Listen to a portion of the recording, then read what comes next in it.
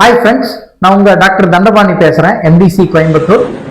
So இதுக்கு முன்னாடி வீடியோஸ்ல பார்த்தீங்கன்னா கிட்டத்தட்ட 10 சப்ஜெக்டும் அந்த 10 சப்ஜெக்டோட இம்பார்ட்டன்ஸ் என்ன அப்படிங்கிறத பத்தி பார்த்துருந்தோம்.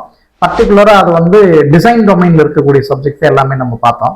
அதுக்கு அடுத்தது பார்த்தீங்கன்னா மேனுஃபேக்சரிங் டொமைன்லயும் அதே மாதிரி தெர்மல் சயின்ஸ்லயும் ஆஸ் வெல் அஸ் மெட்டீரியல் சயின்ஸ்லயும் வந்து என்னென்ன கோர் சப்ஜெக்ட் இருக்கு, இதோட இம்பார்ட்டன்ஸ் என்ன அப்படிங்கிறத பத்தி நம்ம ஒன் பை ஒன்னா பார்ப்போம். அதுக்கு முன்னாடி முதல்ல அது அந்த 10 சப்ஜெக்ட் என்ன அப்படிங்கறத பத்தி பார்ப்போம். ஸோ இதுல வந்து பாத்தீங்கன்னா இன்ஜினியரிங் மெட்டீரியல்ஸ் அல்லது மெட்டீரியல் அண்ட் மெட்டலர்ஜிக்கல் சயின்ஸ் சொல்லுவோம்.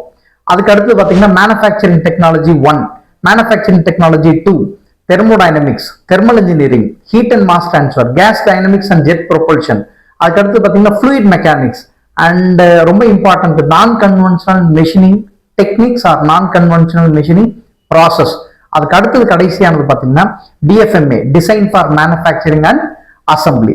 ஸோ அடுத்த வீடியோல வந்து ஒன் பை ஒன்னா இது ஒரு சப்ஜெக்டும் அதுல இருக்கக்கூடிய கண்டென்ட் என்ன, எதெல்லாம் வந்து இம்பார்ட்டன்ட், எந்தெந்த கோர் அப்ளிகேஷனுக்கு வந்து அந்த கண்டென்ட் யூஸ் பண்றாங்க அப்படிங்கிற பத்தி நம்ம பார்ப்போம்.